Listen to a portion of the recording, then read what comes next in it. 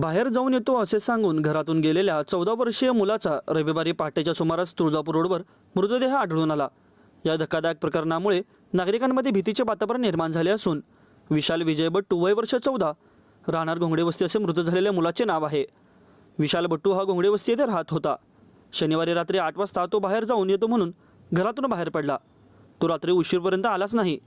घरच्यांनी शोधाशोध केली मात्र तो कुठेही आढळून आला नाही। शेवटी घरातील लोकांनी जोडभाईपेठ पोलीस ठाण्यामध्ये धाव घेतली। विशाल निघून गेल्याची माहिती देण्यात आली। पहाटेच्या सुमारास तुळजापूर रोडवरील सर्व्हिस रोडवर मृतदेह पडल्याची माहिती पोलिसांना मिळाली।